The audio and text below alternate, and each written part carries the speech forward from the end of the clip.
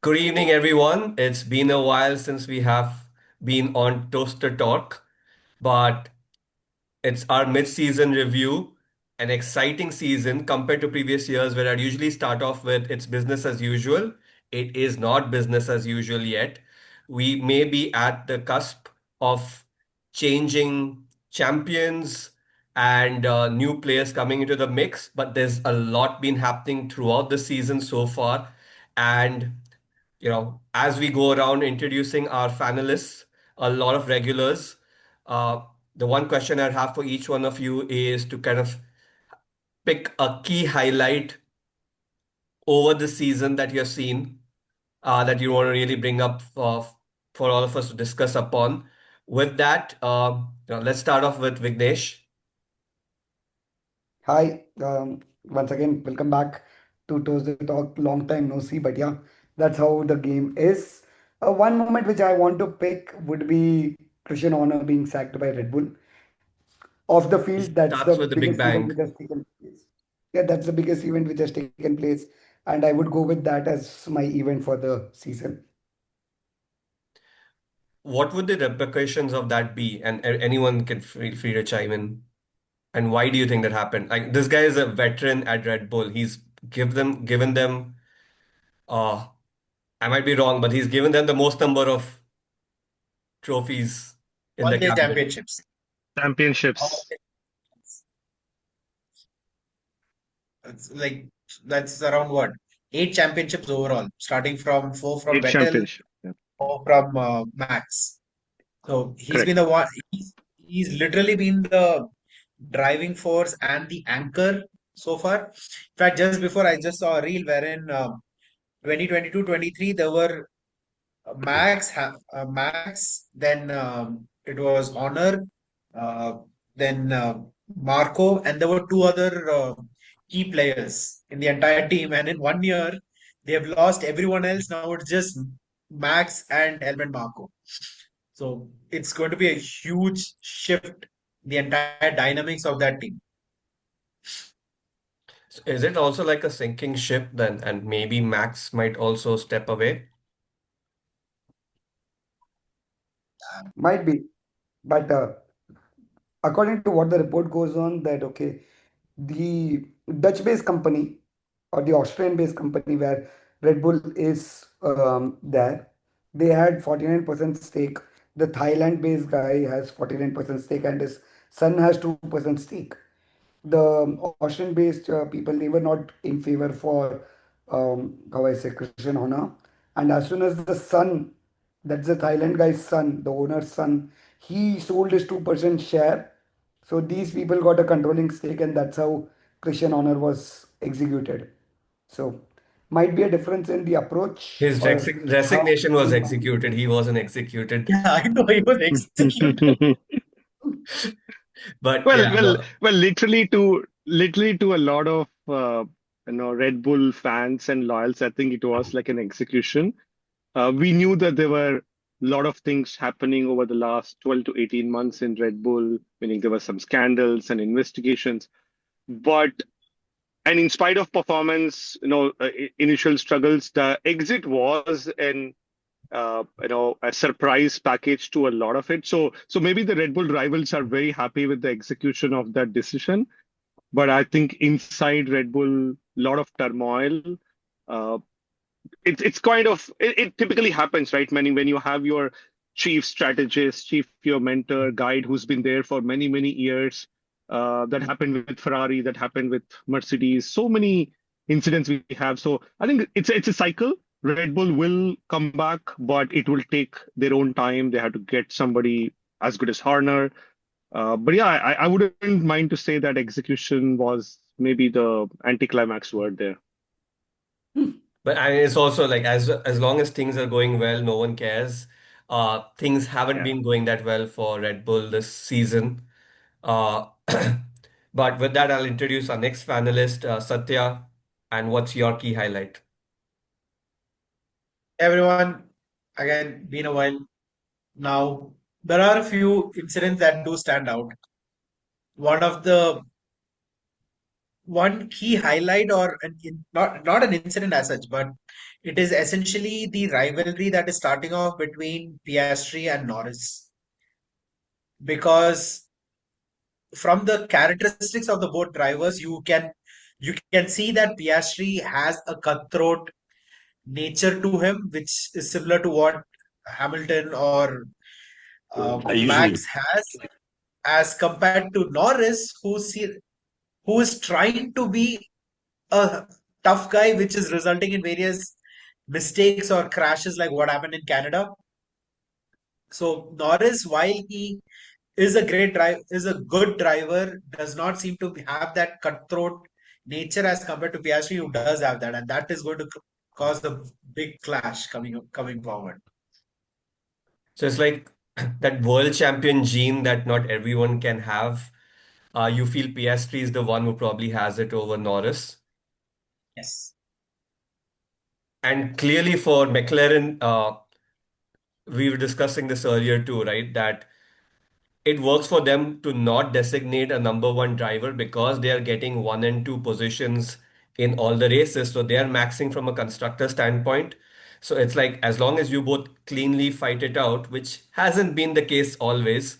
The Canadian Grand Prix is a great example. But in most cases, it does seem to be working out for them. Like you guys sort it out and figure who your number one is. The only thing I mean, is Canadian this Grand will Prix work. was the touch and go because Norris, I mean, thankfully, only Norris was uh, got into an accident. But if he had taken out Piastri as well, it would have been an entirely different conversation altogether. In this scenario, Norris took himself out in that accident, but if he had taken out Piastri as well, the entire ball game would have changed. Yeah. Vignesh, you had. So what I was trying to say is, see, this not defining a number one driver works till there is no championship point for that person. In a way, you see that okay, both are separated by around what 8 points now. Points. This will matter Eight when you're going points. to when both of them want to win a championship and they might go on breaking each other. Happened with Mercedes, Nico Rosberg, Lewis Hamilton, has happened in Red Bull with Max Verstappen, Daniel Ricciardo. And that's when team starts to need to step in and designate, okay, you are my number one driver, you are my number two. And that's when things will start, I would believe, focusing for one person. If it's Piastri, then it's the future of McLaren. Norris was the future, but then his mistakes, like the Sochi last year, where he made a mistake and he crashed out, these are mistakes which are actually going against Norris in the championship contending. And it's interesting, right? Like PS3 was when he came in, it sounded like he's going to be number two to Norris, right? The way they were set up 2 years back to now, it's a clear fight on whoever drives better on the track. It's yours to call. And there have been times when McLaren has basically stepped back and said that we aren't going to intervene in this. You guys fight out fair and square. I think one of the examples was when PS3 unfortunately got a pretty strict penalty. And he's like, if you guys think this is unfair, you should let Norris swap with me and let me get the podium finish, which they said no, we wouldn't. But with that, I want to call in Naren into the conversation. Naren, welcome back. It's been a while. And what is your key highlight? Thanks, Vivek. Good evening, everybody. So, if I have to say, one of the key highlights of this whole season so far is Kick Sauber's Nico Hulkenberg getting a podium. Not only him getting the podium in the last race, but if you see his entire last four races, he had gained a total of 29 points, around 29 points, when compared to his previous races where he only scored six. So that's a huge leap of points when you are looking at one single driver who probably is in the midfield team. So if I have to say it, I was very happy when Hulkenberg got the podium. He maintained his calm and cool very well. So that's probably one of the key highlights of all. Totally. And I mean, you've skipped some of that drama, but here's a person who spent 239 races and not having reached the podium in that journey, but finally making it. I think the home crowd at Silverstone, while they were kind of hoping Hamilton would get onto the podium, they didn't mind the fact that Hulkenberg took that spot. And Satya, feel free to chime in there.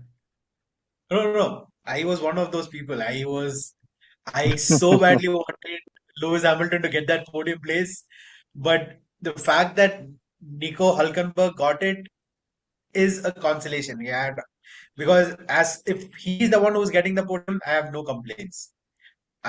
Although I feel bad that it broke Lewis's 12-year Well, streak of getting a podium in Silverstone. As long as it's Nico Hulkenberg getting a podium, I can live with that. and I guess the other point, Naren, also is that this is Sauber's last year as they come rebranded in as Audi, and we also have Cadillac coming in next year. So, any thoughts on the new constructors coming in? Anyone in the group? So last time, like new constructors coming in, going has not been new or is not new to Formula One. We have had constructors. There were time when there were 24 cars on the podium, on the grid, sorry. On the grid. So yeah, which means 12 teams were there. In a way, if you see that, okay, we also had a regulation where there were three cars.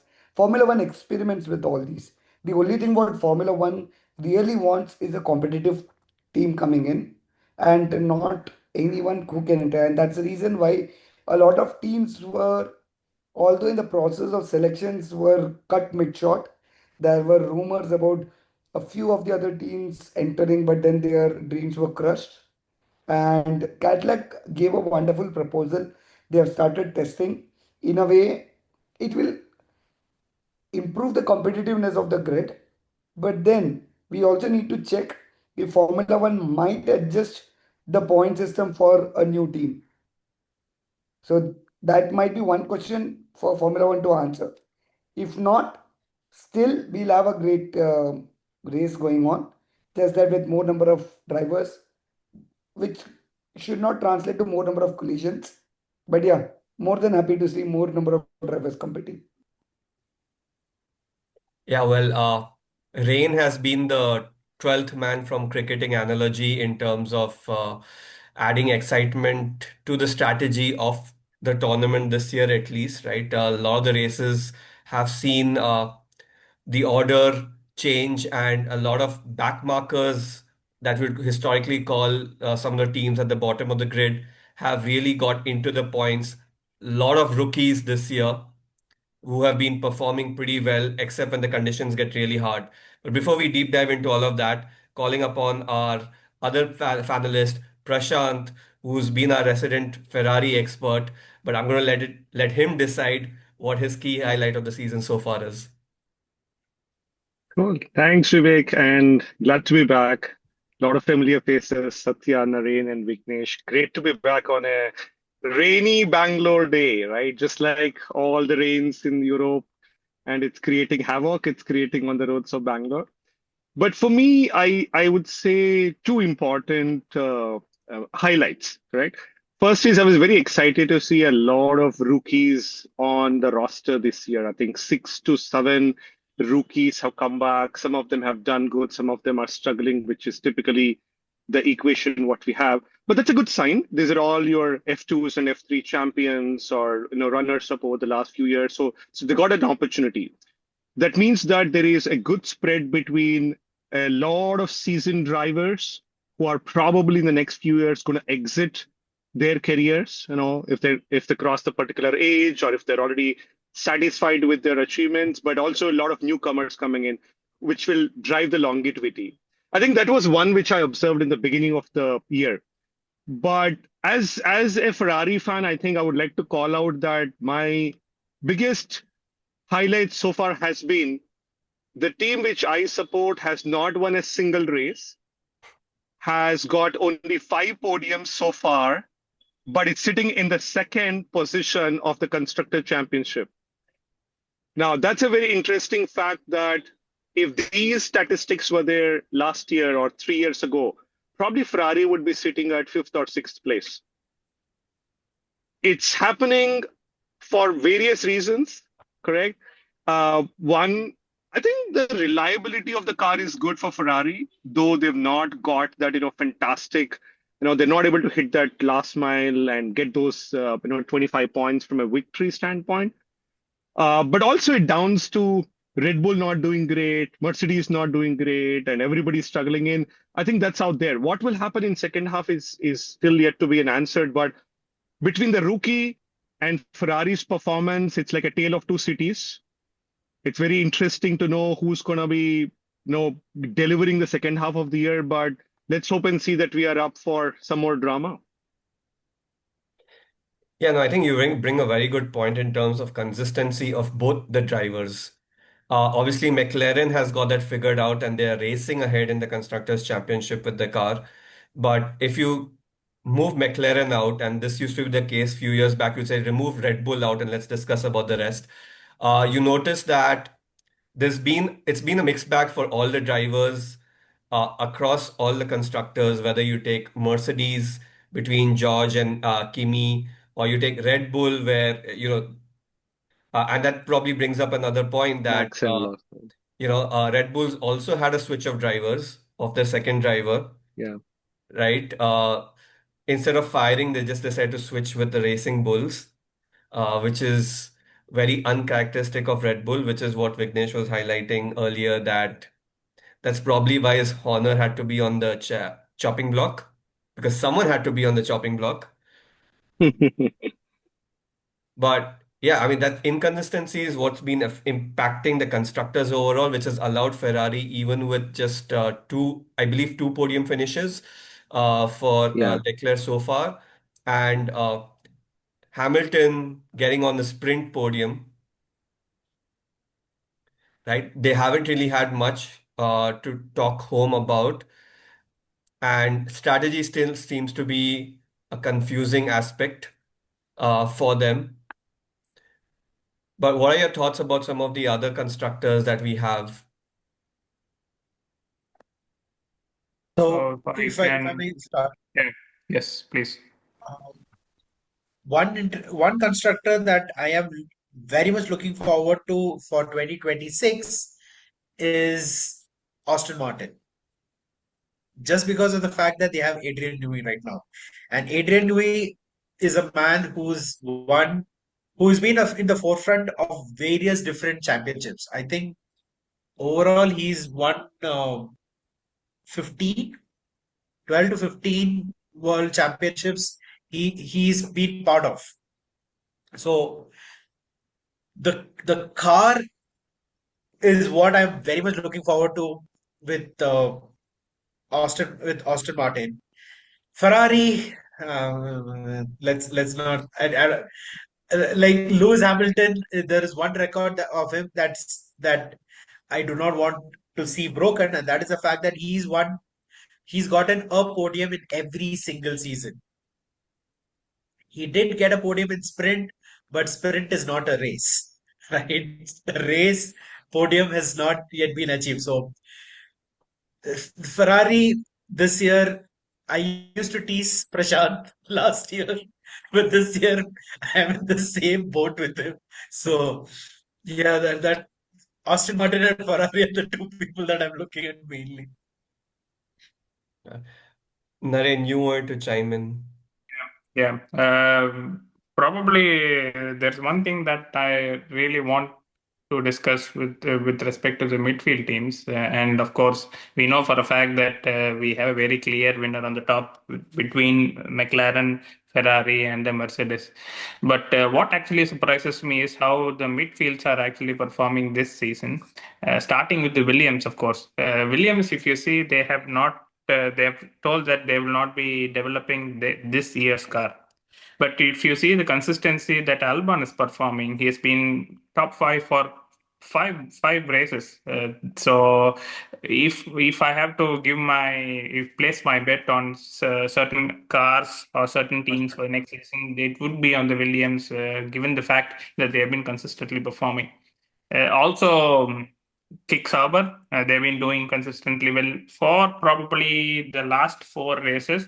Also considering the fact that one of the senior directors from Red Bull is now at Kickstarter, Jonathan Wheatley, is there. So if we have to put that in a nutshell, Kickstarter and Williams are probably the top two who will be going for the win. Also, Kickstarter being replaced, being called as Audi next year. So that brings all the more fun and excitement to the entire pack next year. But on the other hand, we still have Haas Racing, RB's Racing Bulls, Alpine, and Aston Martin, who are probably in the very mixed bag, not very consistently performing with respect to the drivers, the cars, and the reliability. But they will still fight for their own chance of the podiums and points. So this is what I say with respect to the current team of midfield and how I see them in the future. One thing, in fact, And if I beauty is can no, go ahead, go ahead. it's just that compared to last year's, there are no teams that have 0 points. That is an awesome thing, right? Compared to Interesting. last year and all that, there were teams which had no points at all. Like Yes. they That's got true. points only towards the end of the season. This season, the least team, that is Alpine, has 19 points already. That's a great improvement from last year. There were also certain drivers who didn't even get a single point last year. For example, Valtteri Bottas was one among them. Me coming from Finland, I have a very soft corner towards Valtteri Bottas. Considering the fact that he didn't actually get a single point last year was heartbreaking. But of course, that's what it is. And just to add in the right meaning, since we are talking about midfield players and some of the massive changes to come for next year, right? Meaning, I was reading a few articles a couple of weeks back, and I was quite shocked and surprised to see that there are so many changes coming in from the concept of the car of 2026, right? There's a downforce change, there's an aerodynamics, the tires are going to be small, the car size is going to be getting smaller, and to Satya's point, which he made earlier, with all this getting smaller, adding four more drivers is not going to create that chaos on the circuit, right, or on the roads, right? There's a lot more opportunities for overtaking, which will be created. And by the way, the most interesting one, because of all this downforce change and aerodynamics, DRS won't be there, correct? I believe a lot of the teams are already thinking, and I believe teams like Kicksauber, Ferrari are not going to invest too much in the second half. If they can balance the second half of the year to where they are, their majority of the efforts will go into those developments for the next year. And the good news is that the teams are also getting more time for testing. Like example, Ferrari, like talk about it. They've not done any development work or any new enhancements so far. There are some few things expected, but I believe they're not going to be in a tier one level of a category change because they don't want to put all those right now and reborn everything 6 months down the line. Okay. So a Kicksauber, because becoming Audi, I think financial support will come in, new players will come in, new team players will come in. So you never know. They're going to be, they can be very competitive next year if they have the good driving slots also. Yeah. Yeah, I mean, if you Also, think, yes, Vignesh, go ahead. also with the reg changes, right? It always tries to reshuffle the field. We have seen it across. So I really hope that okay, Ferrari come on top. That it's a big Mhm. drought which they have had since the last championship with Michael Schumacher. They need it. They really need it. I Yeah. and it should help them. One team which I want to see in the second half is Red Bull. The reason they are just it's like a one-legged horse. They have only Max Verstappen who is taking the team forward. The second driver has actually scored 12 points. Even after the shift, the total amount of points between Max and the next driver is 12. And for a team like Red Bull, having a second driver only score 12 points, which is less than probably some of the midfield drivers. Nico It's Hulkenberg. Hulkenberg really, for Red Bull. it's really concerning for them, and they should look into that. And I believe one of the reasons why Horner was also sacked is maybe that kind of backfired. Now, apart from all the other things, you know that how competitive Red Bull can be. There's no one reason why that incident took place, but to Vignesh's point, if your driver two had so many changes, we didn't have 12 points. 12 points is for them coming in third place in one race 4 years ago, correct? They accumulated so much points that, all the other teams were like, there is no way we could catch up. That's exactly the place what McLaren is today. They're about 230 plus points with I'm not sure what 12, 13, 14 races to go. So eyes closed, even if they have 4, 5 disqualifications or DNFs, they can still win the constructors, right? So the 12 points is a huge deterrent for such a strong team. And yeah, I think if you want to have more exciting times with the races, we want to see the second driver come in and challenge the other teams. Yeah. I mean, there is a lot more drama. We are halfway point. There's a lot more drama to come in for the rest of the season. As we have seen, all the mid, it's basically McLaren and the rest of the field. I don't think it's midfield or the backfield because everyone's been sort of mixing it up out there. But let's take a step back from all the drama on the track to the drama on the silver screen. I know everyone here has watched F1, the movie. Uh, want to hear your thoughts about the movie from an F1 fan perspective. How realistic was it? How interesting was it? Was it meh? Was it great? The haptic trailer itself got everyone excited. Uh, I but can beyond that, would love to hear your thoughts. I can start. If Yeah. I just wanted to, I just have this little excitement of watching your own movie that's related to the favorite sport. But then we were also discussing in the WhatsApp group about the same movie that from a very also I've been seeing some YouTube reviews about the same from a very just movie buff perspective. Yes, it's exciting for a person who does not know. Incidentally, my sister was also watching, and she was asking me questions. For example, what is a box? Is it a pencil box? Then I had to tell her that it's not a pencil box, it's something else. So basically, there are a lot of things that got introduced new in the Formula One movie, which probably will not be very visible for people who do not follow Formula One. So this then will give them an interest to watch Formula One itself, and that's, I believe, is the primary purpose of the film, that we increase the viewership. They did start with the DTS, which then increased significantly their viewership in the USA. And now with this movie, I think they are, hitting every nook and corner of the world for people to watch F1. But on the other hand, if you also bring in the technicalities of a Formula One race itself, it was not that accurate. There were many crashes, which probably that was done by Brad Pitt, which seemed heroic. But in a technical standpoint and from a regulatory standpoint, it is probably not going to happen in a real Formula One race.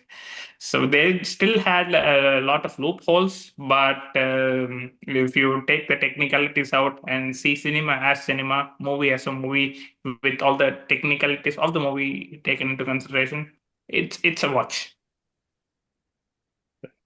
I'll, Thanks, I'll Naren. add into what Naren said, right? We were just talking about, I think what I'm more interested is who's the marketing head of that movie? Who's the marketing head of the media company which owns Formula One? Because DTS came in, it was a marketing strategy. The movie came in, it's a marketing strategy. I think that individual needs to be brought into District 92 or District 121 and drive some fantastic member awareness, brand awareness, and so on. Because 90% of what Naren talked about is absolutely right. The movie, yes, leaving aside the technicalities, it's nothing but focused on awareness and marketing drive. And I think no better way to get somebody like a Brad Pitt to do it with Hamilton around and so on. So credit to all those aspects. But for the 5 of us or the 50 of us who love Formula One in our own Toastmaster community, I think most of us have been disappointed with it, visuals aside and so on and so forth.